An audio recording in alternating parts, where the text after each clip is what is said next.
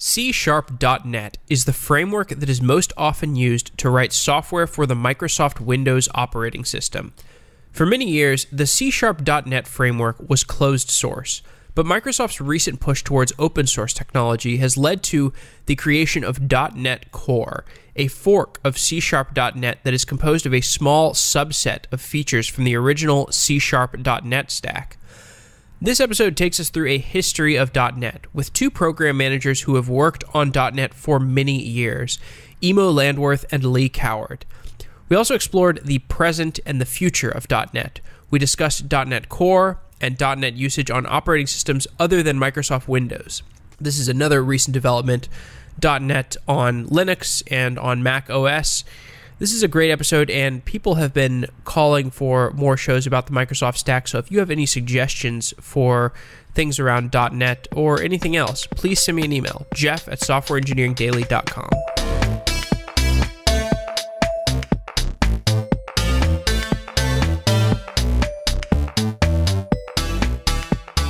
Life is too short to have a job that you don't enjoy. If you don't like your job, go to hired.com/sedaily. Hired makes finding a new job enjoyable, and Hired will connect you with a talent advocate that will walk you through the process of finding a better job. It's like a personal concierge for finding a job. Maybe you want more flexible hours or more money or remote work. Maybe you want to work at Facebook or Uber or Stripe or some of the other top companies that are desperately looking for engineers on Hired. You deserve a job that you enjoy because you're someone who spends their spare time listening to a software engineering podcast. Clearly, you're passionate about software, so it's definitely possible to find a job that you enjoy. Check out hired.com/sedaily to get a special offer for Software Engineering Daily listeners. A $1,000 signing bonus from Hired when you find that great job that gives you respect and salary that you deserve as a great engineer. I love Hired because it puts more power in the hands of engineers. Go to hired.com/sedaily to get advantage of that special offer. And thanks to Hired for being a continued longtime sponsor of Software Engineering Daily.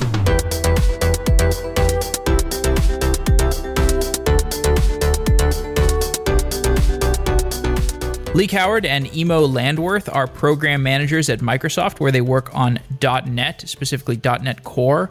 Lee and Immo, welcome to Software Engineering Daily. Thanks for having us, Jeff. Yes, it's great to have you. So I'd like to start our conversation by talking about frameworks in the abstract. Most people programming work with some kind of software framework.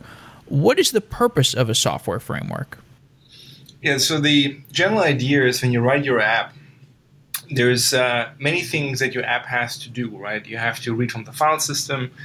You want to maybe have a UI, or you want to talk to a database, or write a web server, or talk to a web server maybe. Do cryptographic things, yes. Computer, a SHA-1 checksum maybe. And so all of this, middleware kind of like, or low-level work, you really don't want to write this yourself in assembly language or C or whatever your language is that you're actually programming in. And so the idea of frameworks is essentially to give you those functionalities nicely packaged, prepackaged, that fit the programming language that you're using. In our case, that's C#, VB, F#. There's a variety of .NET languages that are basically designed to make this experience really nicely. And the framework is also designed to make the consumption experience quite nicely. You mentioned cryptography, standing up a web server. What are some other examples of software functionality that a framework should make easier for the developer?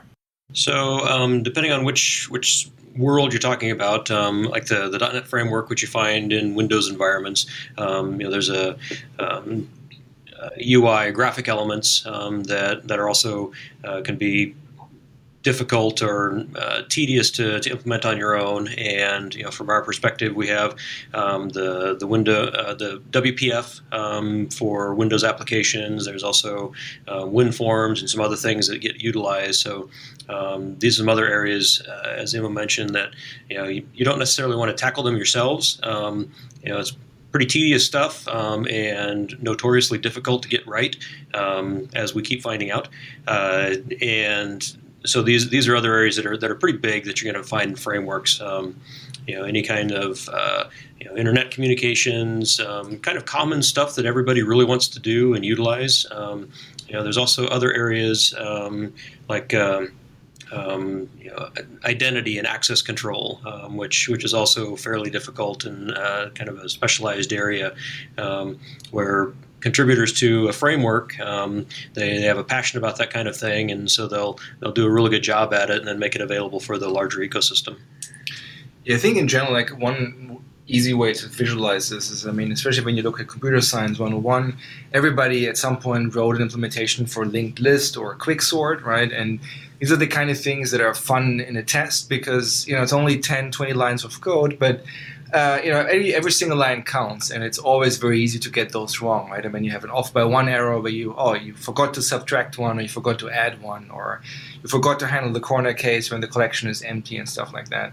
And so the idea of frameworks is to make these small things like that very easy, but also the pretty big things that are usually composed of smaller things, like as Lee just mentioned, identity and other things. They're usually always composed of some simpler things like, collections and other things that you could write yourself, but it's quite tedious to do that for every single app. .NET is the framework that is used to develop most of the software that runs on Microsoft Windows. And it was started or released back in 2002, I think. What was the experience of an application developer back in 2002, or if that date is wrong, whatever is the earliest, the early days of .NET?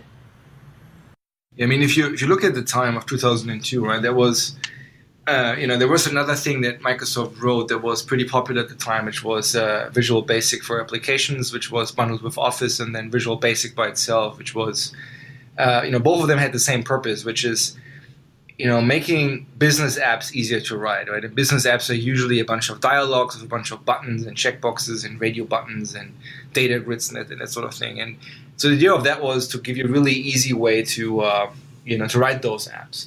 And then at the same time, Java was pretty popular, and .NET was basically the hybrid between the two, whereas VB went after the people that may not even have a computer science degree, but they're really domain experts, let's say physicists or business analysts, and they just want to automate their Excel spreadsheet, or just want to write a really small app that does something. VB was great for that. If you tried to use VB for something really large, that didn't really work very well. On the same end, Java was really useful for writing server-side code, and it was very popular at the time. It is very sophisticated language with object orientation, all of that. But it was really hard for the average person to actually write an app in that. And so .NET basically tried to bridge these two worlds, which is, make it easy for, the typical business app, but also use a foundation that makes it really nice to actually build, highly sophisticated apps. So especially interop with native code when you have, Windows APIs that are usually written in native code. Make it easy to interoperate with those if they're not already prepackaged in the framework, of course. And we also went about writing web apps. So we basically had a programming model with web forms that allowed business people to not only write, a desktop application, but also an application that would be running on a web server. And so that was really the goal of .NET when it launched in 2002, bringing rapid application development, which was basically the synonym for drag and drop style application construction, to the masses on the Windows platform. So I haven't programmed much in .NET, and I know there are some share of listeners who have not. There are also a bunch of listeners that are fanatical about .NET. But for those who are not familiar with it, they might be familiar with the JVM, and there's this big ecosystem around languages built on the JVM where you get this. There's this layer of interoperability with with different languages like Scala and Java at the Java bytecode layer in the JVM, and there's something similar in the Microsoft ecosystem, which is known as the CLR. .NET uses this virtual machine runtime known as the CLR, and so you mentioned Visual Basic and C#, two languages that both run on the CLR. Did those languages originally compile down to a bytecode that was compatible with each other, or was that a decision that was made to unify them later on?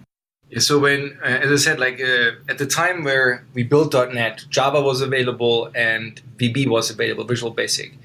And these were two different languages, of course, with two different runtimes. And .NET, with the CLR, which stands for the Common Language Runtime, like our goal was to be able to provide a platform that would support multiple languages. So the last version of the VB that wasn't .NET based was Visual Basic 6. And then Visual Basic 7 was essentially taking VB and make a .NET version of that basically sits on top of the CLR. The interesting thing here was that you could do something that was really interesting. You could write parts of your app in C# and you could write parts of your app in Visual Basic, and they could talk to each other. So one of the demos we did very early in 2002 was you would write one class in Visual Basic, and then you would create another project that was using C# and it was able to derive from that time. And that was pretty novel at the time with this where .NET launched. But yeah, so in that sense, .NET was always built on the premise of making multiple languages work on top of a common bytecode infrastructure, essentially. What are the languages that can be used within the CLR ecosystem today?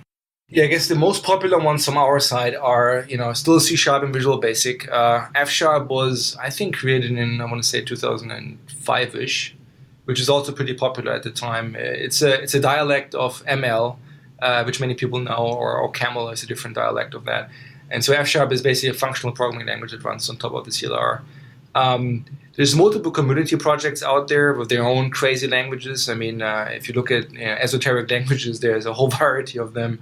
There's ranging from the canonical brainfuck to, I think it's called Boo. There's a very similar language. There's a bunch of scripting languages that are actually ported to the CLR. There was Iron Python, Iron Ruby that was, I think, done in 2008. Somebody did a COBOL, didn't they? Yeah, there's definitely COBOL and Fortran .NET, which are actually commercial offerings, which allow interop with existing Fortran code very easily with the runtime. I think at some point I saw a chart here that says there's about 70 programming languages that we know about that are targeting the CLR. But yeah, it is. I think it's fair to say from our side, there's at least 3 languages that we support, and then there is partners like Intel and I think Fujitsu who do COBOL and Fortran. Is there a lot of development on the CLR on the bytecode compiler platform and runtime, or is this virtual machine layer a solved problem? Well, there's still quite a lot of work going on in the area. Obviously on the desktop framework, since that's been around since 2002 and has gone through a couple of major iterations, all the way up to what's being offered on Windows 10 today, it's far more mature there, and that work has moved into the .NET Core world. So it's certainly, while the way we do things is I suppose you call it a solved problem, though we're innovating and making various areas better with each release. It's fairly stable. We certainly aren't doing crazy work there at this time, but there's definitely a lot of work going on.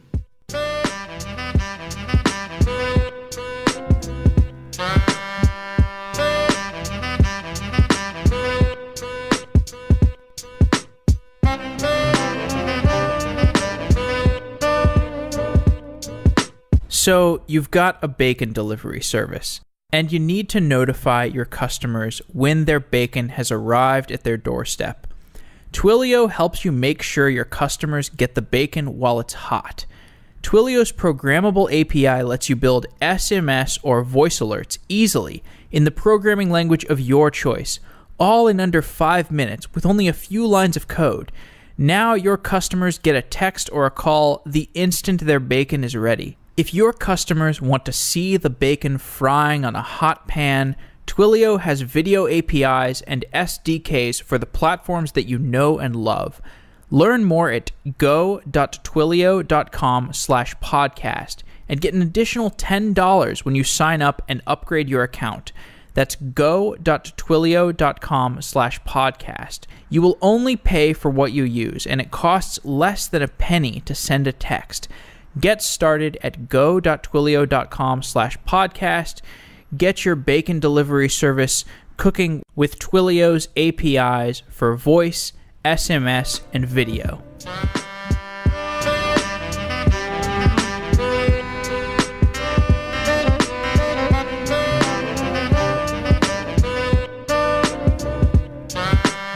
So we've been talking about .NET and the different languages that are in this ecosystem. What about .NET Core? What is .NET Core? And you can think of .NET Core essentially as, basically a spin-off of the full framework, right? If you look at the TV ecosystem, so .NET Framework is the product that is .NET for Windows, right? That was the platform that we created in 2002 for rapid application development. And with .NET Core, it's basically more or less the same idea, but taken into a new direction. So the one major direction we went after was cross-platform. So .NET Framework was designed to work well on Windows, and we never really made any effort to port this to other platforms. And it was Silverlight, but this was slightly different, I guess. But .NET Core was basically designed to be cross-platform all the way down, and also being open source from the get-go. And so we basically have a smaller subset of the full framework, with the pieces that we think make sense for cross-platform development. So for example, WinForms and WPF, which are both the UI stacks that we have in the .NET framework, they're Windows only, so they're not part of .NET Core. So with .NET Core right now, the application model we are going after is on the server with ASP.NET as the web technology that basically emits HTML on the server, as well as web services, obviously, that just return JSON. And then on the client side, we have UWP, which is a Windows technology that is designed for touch-based applications that can run on a phone, on the Xbox, or on a desktop computer. And they're slightly different in implementation because we talked about bytecode, and we talked about the CLR being a virtual execution environment. And the idea for mobile devices these days is that you no longer run a compiler on the fly. So you're not actually a virtual machine in that sense. You're actually compiling your code on a build server, and that compiles basically native code already. And then when you actually run it on the device, you're actually loading native code, and so the app is compiled down as a regular native C++ app would be as well. And so these things are so fundamentally new that we felt it's easier for us and the community, because with open source we want to get a community with us as well, to basically do a spin-off of .NET, and that is a slightly smaller subset, so we can have something working earlier rather than later. So for those who are not listening closely, this is a recent event. .NET Core was open sourced, what was it, in the last year or so? Last couple of years? I think 2014, I believe. Yeah, so almost 2 years ago. And then our first release was June of this year, the first full release. Right, and so this was iconic of Microsoft moving into the more open source mentality that it now has. What was involved in preparing this project that has been around for like 14 years or 12 years, I guess, when it was originally open sourced? What was involved in preparing it for that open source publication? So Immo was certainly knee deep in that one, but in essence, it's an entirely different mindset. We've Microsoft and certainly the .NET team had since our beginning have had the mindset and the culture of we gather our requirements and we crawl in the cave for a year or multiple years, and then out the other end comes this giant boxed product that hopefully somebody will enjoy and benefit from, so now all of a sudden we want to get ourselves in this world where all of the laundry is being aired out in front of everybody, and everybody gets to comment on it and work on it. So there's lots of cultural conversations that happened on the way. There's all kinds of kind of code hygiene things that you certainly don't want going on out in the open. You want to make sure that that provenance of code is managed well, and that you can keep track of that kind of thing. So there were just a long laundry list of items that had to be basically cleaned up before we could drop these things out in the open and allow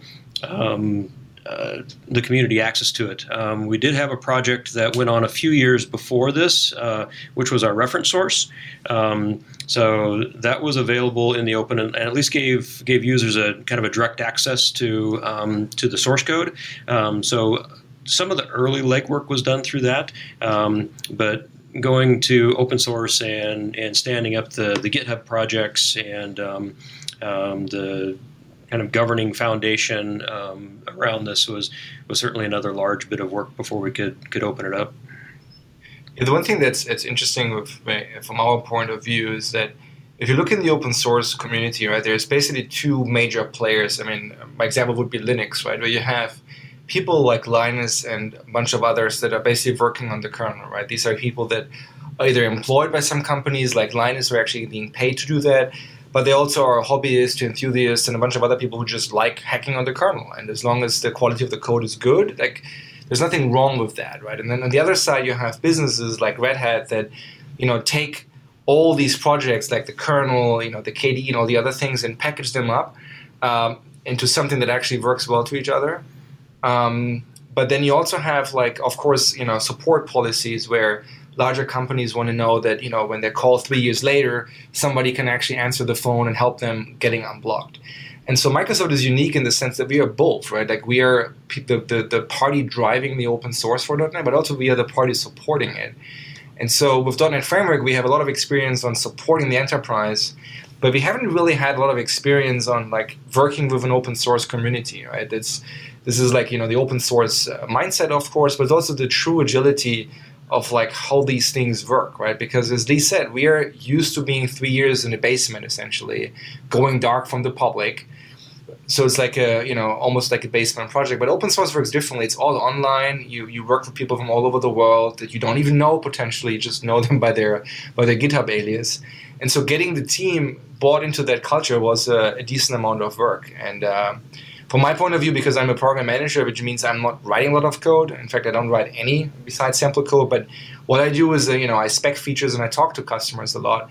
And to me, what open source really makes it possible for us is to have these conversations almost in real time. I can basically tell customers, look, the bug you reported Monday is fixed on Tuesday, and by Wednesday you may be able to get an updated build and give it a spin and give us feedback. So for us, like, the iteration speed at which we can actually gather feedback, get feedback, and move forward is just several orders of magnitude bigger than it used to be when we did our, like, 2 to 3 year release cycles. But at the same time, because we still want to support quality and we still want to support things for potentially a decade or longer, we have to find a way to take all these other processes that actually do take time. I mean, if you think about what you have to do for compliance when you ship to several countries in the world, when it comes to cryptography standards and, like, export limitations and localization, those things cannot happen in real time on GitHub, right? They will take time, and so we kind of need a way for these things to catch up. And I think we have a pretty good model at this point over the last 2 years that we quite happy with. But I think bridging these two things is definitely an ongoing challenge, and probably will remain so for a while. The cultural shift is so fascinating to me. Right now I'm going to this week is the DevOps Enterprise Summit in San Francisco. And it's interesting because it's all these companies it's companies like Target and insurance companies, and these companies that have been around for a long time, but because of the way that technology has changed and is affecting their organization, it's all these giant enterprise companies that are having to make this titanic shift, and at the root of it, it's like a cultural shift. It's a cultural shift that's incentivized by technological shifts like continuous integration and other cloud and all this other stuff. But what I find interesting about the Microsoft open source shift and the shift to cloud and the other stuff that's going on in the company, it's not like being a technology company makes this cultural shift easy. It's like a cultural shift at a company is hard to make, regardless of what kind of cultural shift that is. If it's any kind of major cultural shift, because a culture is so embedded in how the principal people at a company think. So I'm very interested in how the other, like, what are the things at the margins that have been hard to change, or even the core things that have been hard to change? Like source, like I think about source control, right? Like I don't think Microsoft, I mean, maybe Microsoft used Git before this open source push, but probably not as prevalently as it's emphasized now. Yeah, so source control is always a fun topic around here. There have been, I don't know how many source control systems that we've walked through. I've been lurking these halls for a very, very long time, and there haven't been as many source control systems as I've had offices, but there have been a few. So we end up in this spot, which is really interesting. So there's the open. Working in the open, working on GitHub, and there's all kinds of great things there. But there's classes of issues that you have to deal with that you don't necessarily want to take out in the open, right? Maybe there's security issues, for example. You don't necessarily want to air those immediately because you got to fix the stuff first. So one of the things we juggle with is internal stuff versus what's just done predominantly on GitHub. And what's really interesting about the culture that we were just talking about is there was all this work and conversation. We want to go open source. We're going to do all of our work in the open. We're going to use this whole new set of tools on GitHub and the interactions that you have to learn. You're just your daily workflow. I'm a dev and I'm doing all my work all day long. And by the way, we're going to pick you up from where you currently work today in Visual Studio or whatever you worked with for the last year. We're going to shift everything over to GitHub. And that has been so wildly successful within our team especially, that whenever I'm talking to various team members, like, okay, here's this thing that we have to do back in the old world, it's really funny because I think there's more of a reaction about going back to where they used to than getting them to move forward into GitHub today. Yeah, the one thing that is fun about Microsoft is that it doesn't seem like from the outside, but it's certainly true on the inside, is that like change is a constant. I mean, like pretty much every release, things are. And Microsoft has this old joke that we always reorg, and I mean, I'm somewhat serious when I say sometimes we reorg for the sake of reorg, so that people are not getting too used to the ways things are. And like if you're growing up in that culture, which most of the people on my team have, you are not necessarily reluctant to deal with change because you're so used to things changing. I mean, as Lee said, like we ran through a bunch of open source, version control tools over the years, and I'm staring at a Git cheat sheet right now, actually, at this wall, and so it is pretty known that you have to keep moving with the industry, otherwise you will be left behind, and this is true among many other things. Whether you look at we built Azure, which is a whole different paradigm. With containers is a whole different paradigm of how you deploy. And GitHub and open source are clearly also other, things that are different. But at the core, like you're still writing code, right? You still deal with people that can write code, and so the day-to-day job, the mechanics change. But if you were the dev that owns the garbage collector, or you're the dev that writes the JIT compiler, I mean, your expertise is still your expertise, right? These things are not, they don't change that much. I mean, what does change is the tools you use to get your job done, and to a certain extent also the culture in which you work, right? I mean, at Microsoft we have this huge push now for, team rooms where instead of being like in your own office, you're actually sitting together with the people that, you co-develop the product with, and so you have more face time with your coworkers. And so more social space as well. To make social like an actual part of the day-to-day job is a huge thing there. And I think that, as I said, I believe we are like pretty aggressive with those changes. I mean, if you consider that we open sourced, pretty much at the time, like I think a few months earlier, we more or less switched the whole team to Git. We switched the whole team to basically using GitHub primarily as the development environment. And there was I would say a very quick period where people were, of course, running around like headless chickens and asking for like cheat sheets and other things. But that's a very short period of time, and every once in a while you get still a question on how Git or GitHub works. But by and large, I mean that change was very quick. But the cultural aspects that go with that, the fact that every change you do now is public history, that took a bit longer, but also it's very rewarding. It's almost like having kids, right? Everything in your life changes, but at the same time, it's very rewarding. Like if everything is in the public, I have a much easier time talking to customers. But at the same time, like it's so rewarding to see those things so early on out there, and like being able to like talk to people like you, for example, and have interviews. And this is something that we haven't really done before because we're so used to this, corporate culture of going dark for several years and then big. There's a conference, we release everything, and then we're working towards the next conference 2 years later. Doing this all like as we go is actually kind of exciting. Yeah, I believe it. So I want to talk more about .NET Core. I'd love to continue talking about the culture. Maybe the discussions we have can permeate culture as well. But .NET Core is pretty interesting. It is this small subset of the .NET framework that is a fork of the .NET framework. Talk more about why that's important. Why is it useful to have this separate version of .NET that is smaller, that contains a subset of the things in the original .NET? So there's a number of threads we can chase on that one. One of them is just looking at the long history of the .NET framework on Windows. Because that was so successful and has become kind of an integral part of Windows, it's a little bit of a double-edged sword.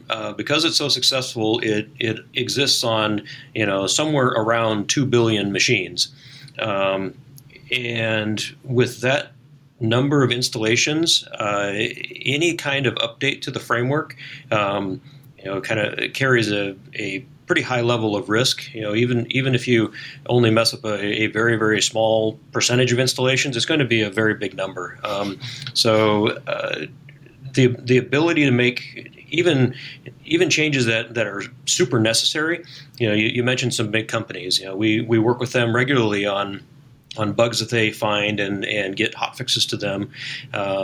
Even in that environment where we have to do something to get Target unblocked or something of that nature. With the .NET framework, it's kind of nerve-wracking because pretty much any change, no matter how benign it might seem, has the potential to negatively impact somebody else. And there are some well, now they're funny stories, but at the time they weren't very funny, of breaks of that kind that did happen. So getting to a place where we could innovate and grow the technology at a fairly rapid clip was very important. Also, the need for better improvements on server workloads, the ASP.NET workloads of the world, or web services, getting to a point where those were being handled as efficiently and as fast as possible was something we wanted to get to. And again, that's part and parcel to the first part of the answer, which is we had to get to a place where we could make some pretty wholesale changes in some parts of the stack, which we couldn't do with the .NET framework. And then there was also the recognition that there's other OS environments out there that would be very beneficial to be a part of, being Linux and Mac. That's been a super rewarding part of the journey. I had Linux way in my background shortly after the AT&T divestiture, so it was kind of fun coming home. And it's been a lot of fun seeing the devs dig into that environment as well and learning, this OS has been around since the mid to late 60s, and lots of stuff has been done for really, really good reasons.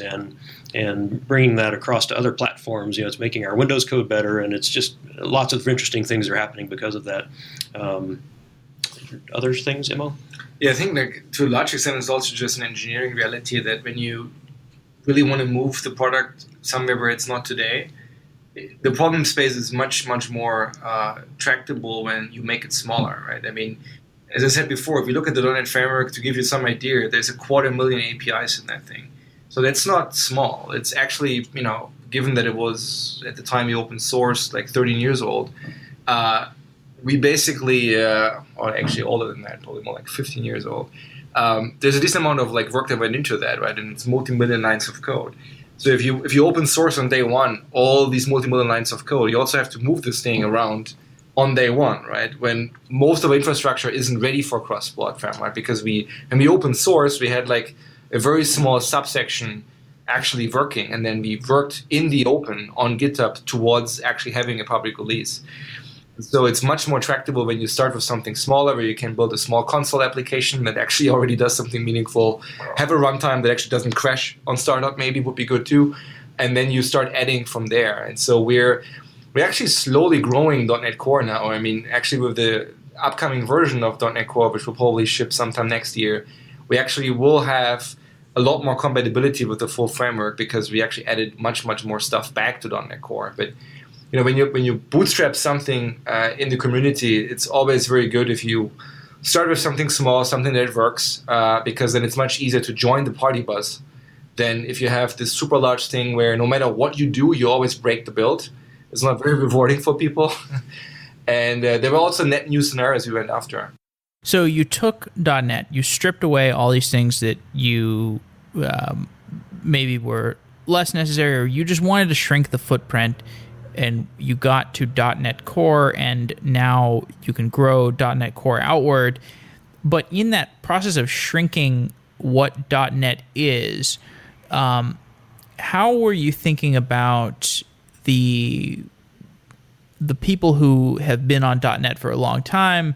Is the long-term vision to give everybody a smooth path to moving from .NET to .NET Core, or do you see these as totally disjoint paths that companies or individual developers will follow? Well, we always had multiple different, we call them like SKUs or like flavors of .NET, as I refer to them. I mean, when we started .NET Framework, pretty much in the same year, we also had a version of .NET that was designed for, the mobile devices of the early 2000s, right, which had like 8 megs of RAM or something insane like that. So we called that Compact Framework, and then later on we had Silverlight, and then there were many other flavors that followed.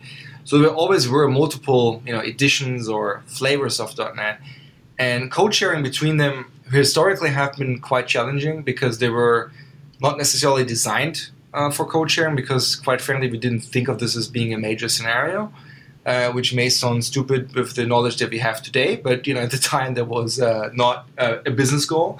But today we actually really highly care about being able to share code very easily between the different flavors of .NET. And if you just look at the industry holistically, in the early 2000s, pretty much everybody worked on a PC, and like PC was a standardized platform, and you could bet on this thing getting more and more powerful, having more and more storage. And that was also the primary platform that your apps would run onto, right? And servers, same thing.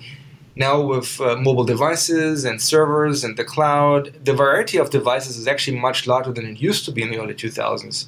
So I think actually, practically speaking, we will have to deal with even more flavors of, be it operating systems, if you look at Linux, or whether it's, development platforms like .NET.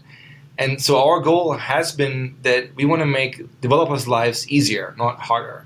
And so, yes, code sharing is a real thing for us, and we actually have a thing what we call .NET Standard, which is essentially a specification of APIs that we expect all .NET platforms to offer, so that when you write libraries towards that specification, you can know that this thing can run anywhere, and not just on a particular flavor of .NET. And we believe that with our upcoming version of .NET Standard 2.0, which will also go out sometime next year, we actually have reached the point where things that you expect to work will just work. I mean, usually that's things like business logic that you want to share between multiple flavors of .NET, or just algorithmic things, utility libraries. These are the kind of things that will be very easy to share. And then there will be also things on top where you can actually share the UI layer if you don't want to specialize the UI. So you can actually share every layer essentially of your application. And we will build the tooling in Visual Studio as well as on the command line to make that really easy for people to actually target that, what we call the horizontal, right, which is the cross-cutting thing that runs on multiple different flavors of .NET.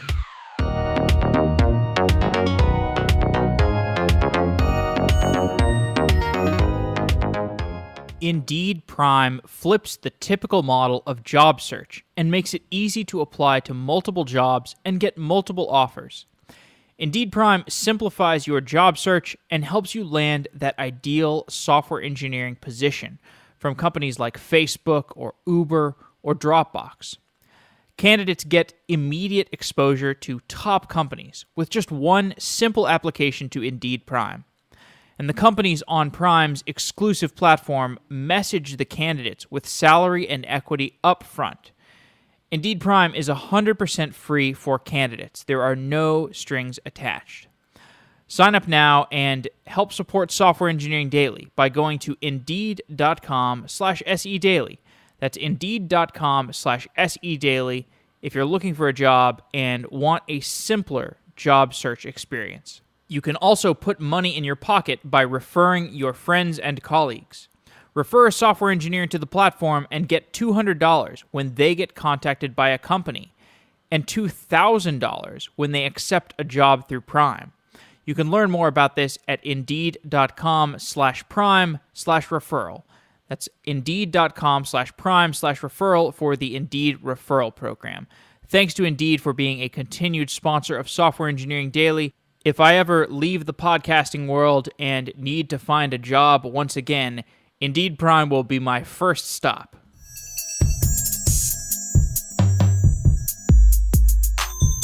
The initial announcement of .NET Core described it as cloud optimized, and that could mean any number of things. But what is the reflection of Microsoft's push towards cloud, towards Azure? What is the reflection of that in the selection of things that you chose for .NET Core? So, as Immo was describing, coming up with the smaller set of things that we can bootstrap for the initial offering. In going through that process, we had to define kind of the initial business goals and key scenarios that we were going to make sure we're first class.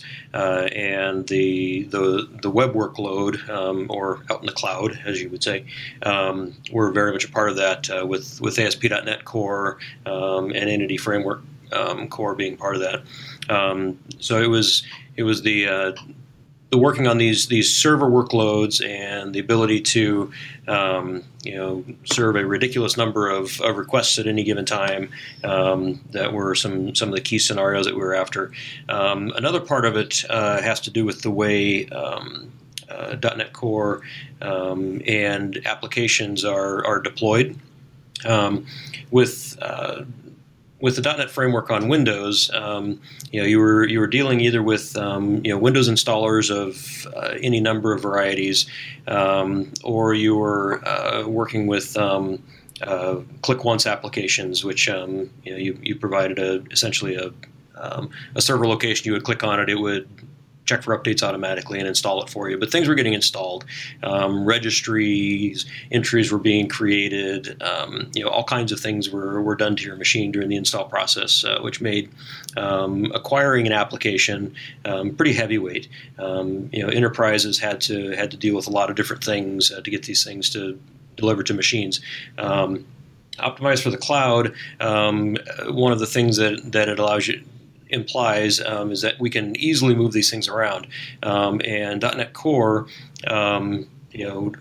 almost regardless of where you're putting this thing, there's no registry entries that are created because there is no such thing on other OSs. It's a Windows concept, and so moving things around is really as simple as X copying it from one place to another, and as long as you carry all the important things along with it, things are just going to work.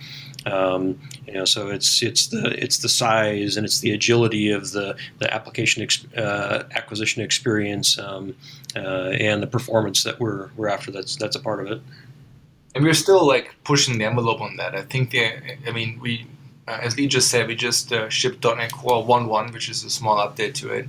Or we are about to, I think. No, actually, we've shipped it already. We shipped it already, right? With Connect. With Connect. So it's pretty much about 10 days.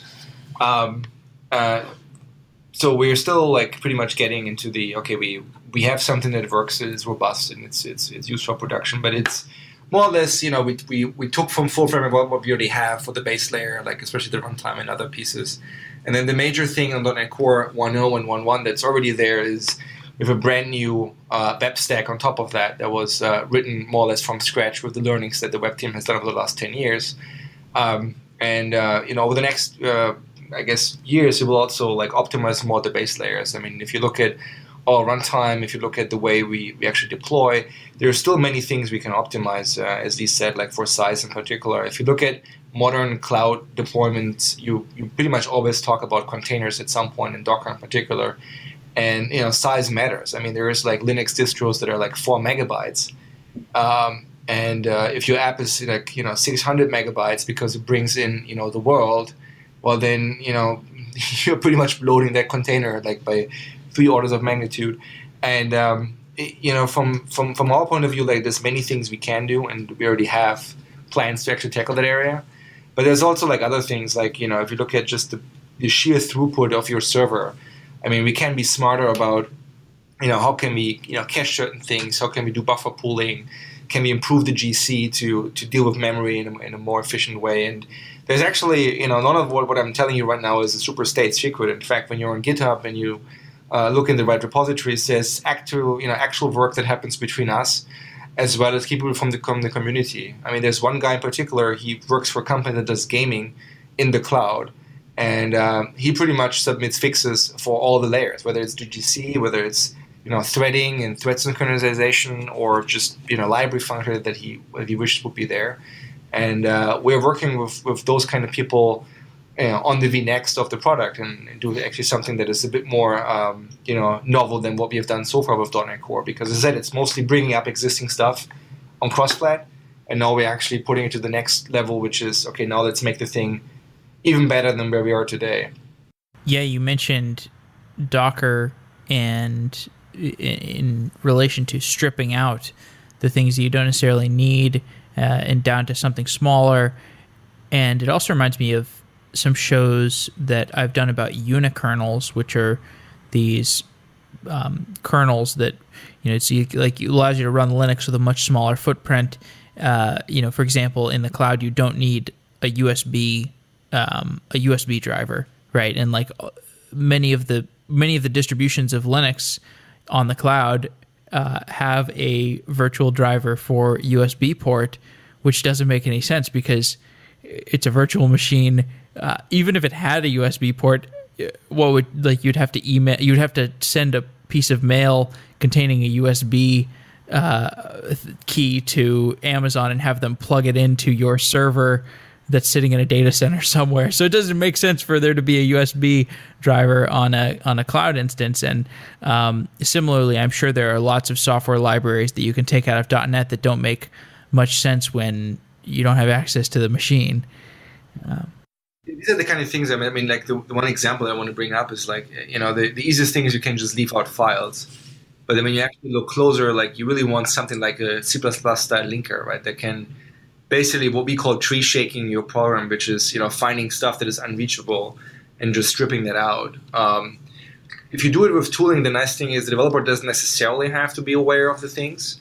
You can just say you build your app the way you want it to, and then the things you don't happen to use, well, we just don't happen to deploy for you because you don't need them, right? And so it's pay for play, as we call it, because you can use anything we have, all the things we have, but chances are a given app will never use everything. And then we can basically create optimized deployments that really cater to a particular app rather than, having to, let people, deal with having multiple distributions and having to pick, the right things out of them all the time, which is actually quite hard. I want to talk more about the open source community. What is the interaction with the open source community? You mentioned this guy who is at a gaming company and contributes things to all layers of the stack. That's a very interesting anecdote. Are there any other interesting anecdotes about how Microsoft interacts synergistically with the open source community and how that relationship works? So we've been really deliberate and about how we've nurtured the environment. Everywhere, everything from we have our Twitter feed that we keep pretty active, and there's lots of activity there.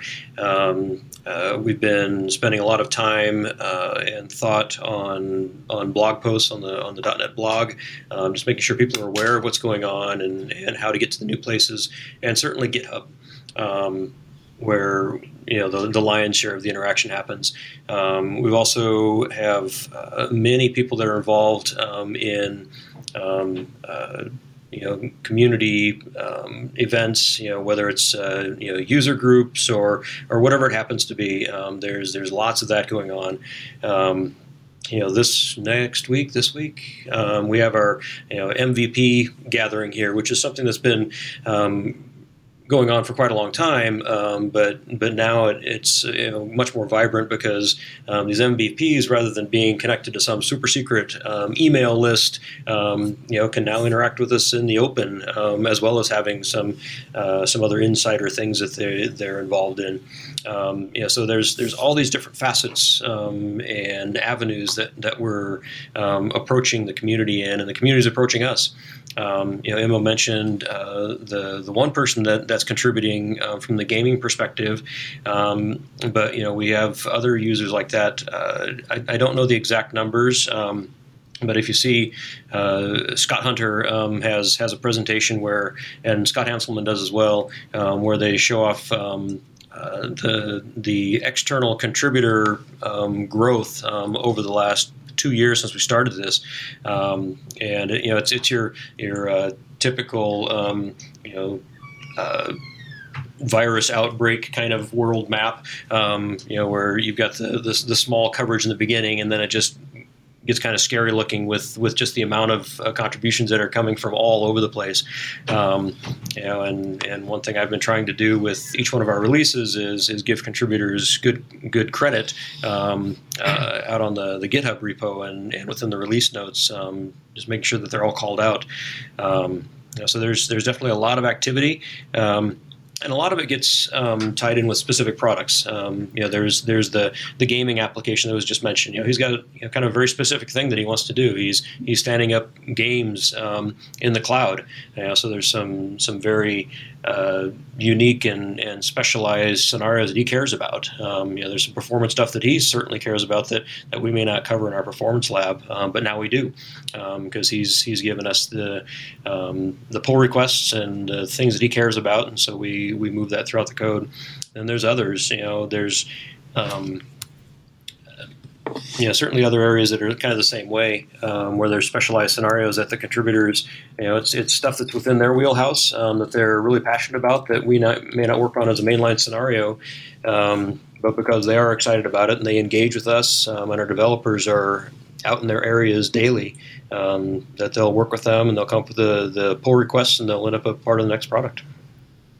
The anecdote that I always tell people is, I work on the class library side, so I'm not working on the runtime, and I was a customer for a very long time, and I have a lot of experience of talking to customers, and the runtime was always the scary thing. So I felt when we open source, we will surely get a lot of attention from the community on the class library side, meaning a lot of pull requests, and because it's easy to have an opinion, it's easy to do a fix, and I expected that to be somewhat of a hot topic.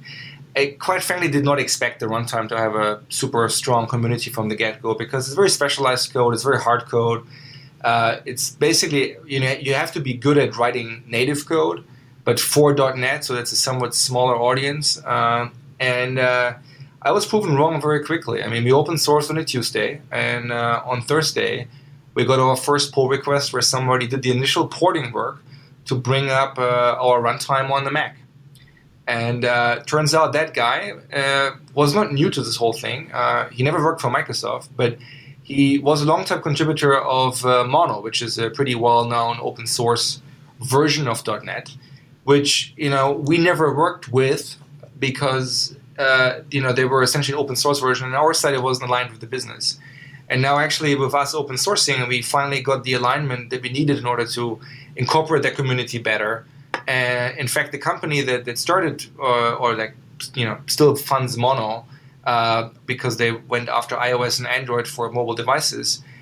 We acquired a few months ago, but we had a very long-running relationship with their community, and their community is still much bigger than the people that are just working for us right now. But it's amazing to see like this convergence of like forces once you actually give people incentives. And I mean, to me, if you're an open source contributor, like your incentive is you can keep your own code or you can contribute it. But the nice thing is, as Lee said, if there's scenarios that you care about but that we don't care about, you can make us care about it by just adding the code to the product. And but you can always because you have very liberal licensing for our code, you can just take the code essentially and like build your own product on top of that and sell that if you want to. And so like the incentive for the community is pretty strong to just make .NET the best possible platform, because it's essentially an open and free platform for everybody to use. And we are kind of like the probably the strongest funded party in terms of financial backing by a large company. But we already work with many other companies. I mean, a good one is Unity, which is a company that does game engines on top of .NET. There's other companies that actually do stuff that they want to basically repackage .NET and sell that we are working with. And so there is already an ecosystem that is pretty big and synergetic right from the get-go. And I'm actually amazed how quickly that happened. But on the other hand, it's not too surprising if you consider that .NET was always very attractive. And I guess the biggest thing that held it back over the years was the fact that it was basically Windows only and not open source. And both of these hurdles are now removed. And I guess the floodgates are now open on both sides. Definitely. So as we begin to wrap up, you are both program managers at Microsoft. And the role of program manager, project manager, this role is... It's very interesting to me, and we have not done a lot of shows on Software Engineering Daily about program management or project management. And you work on a very unique project. There's diplomacy to be had both within Microsoft and within the open source community. So what is it like being a program manager for the .NET project? So imagine standing in the middle of a tornado. No, that's not right. No, it's been... one of the things that I was really reminded of was just how hard it is to make a 1.0 product. It had been a long time since I'd done that, and so just in general, that was a good reminder. This is certainly an exciting thing. We're doing a lot of new things, especially around the different operating systems, and for me, that's one of the places that I've had a lot of fun. Is being able to exercise some long dormant muscles within Linux and helping to the team around me to kind of come along and see the value and just kind of buy into it. So that's been certainly interesting. For my role, I spend most of my time thinking about how we release these things.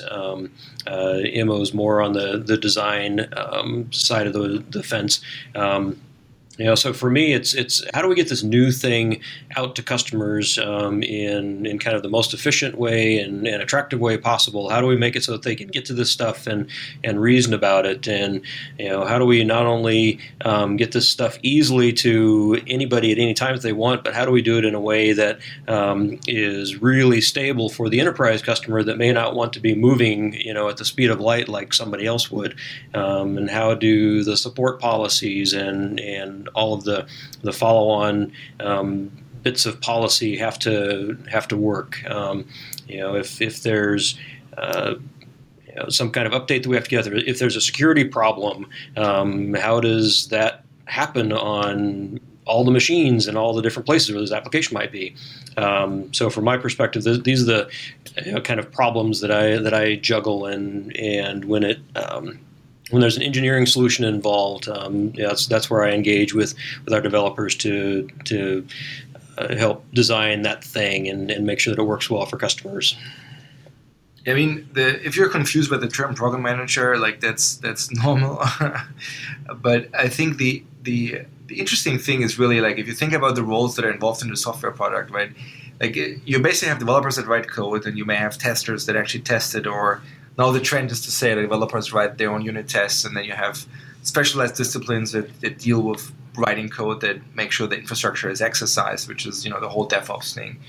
But then you still have people that have to do all the other stuff that doesn't involve writing any code or exercising code, right? Which is ranging from project management over release management up until, planning, custom requirements gathering, and, just making sure the right things are happening. And so Lee and I are both more or less opposite ends of the spectrum. Like I'm more actually involved with the design of the product, like the iteration, like making sure that we have the right custom requirements, that we build the product that customers actually want. But then there's also the other side, which is, okay, now we have this awesome thing, but how can we deploy this? Like, can we even deploy it? Can we legally deploy it? Like, is it actually plugged into the right processes? Can we actually service the code? Like, what happens if there's a bug fix? Do we have a mechanism to actually fix that code? I mean, those are usually things that people don't necessarily think about when they actually write code for the first time. I mean, it turns out versioning is always solved in V1, but then it's really, not solved. And then you have to first roll out a fix and realize that it doesn't work. And so, like, there's a pretty strong discipline at Microsoft that basically covers that. And the job descriptions are pretty unique per team, I guess. Like, in my case, given that I work on a team that owns a development platform, my customers are essentially developers. So if you look at me and a regular developer on my team, you probably don't find a super strong difference because we both deal with building the product, except that I do it by building PowerPoints and writing emails and talking to people, and the devs does it by writing code. Versus if you look at Office, for example, it's very easy to understand what the program manager does, right? Because they talk to the people that use, let's say, Word. They have to understand what are your workflows when you're using Word. So what kind of features and requirements would these people need? And so usually you will not find somebody in the Office team who does, UI design that will be able to write code. But in my case, because my customers are developers, of course I can write code, and I do that quite a bit, actually. It's just that it's not shipping code. Versus Lee is more on the process side of the house, which is very important and depending on where you ship and how you ship, potentially very differently defined. Well, Lee and Immo, thanks for coming on the show. It's been great talking to you. I am following the .NET project closely, and I hope that the listeners who have been requesting a show about .NET Core are somewhat satisfied with this episode. So thanks again to you both. Thank you, Jeff. Thanks a ton for having us. If your organization is working on a microservices architecture, check out the microservices.com Practitioner Summit in San Francisco on January 31st, sponsored by datawire.io. The summit is a full day of talks from microservice practitioners from Uber, Yelp, New Relic, Exum, and Red Hat. Check out microservices.com/SEDaily for more information. That's microservices.com/SEDaily. I hope you enjoy the Microservices Summit.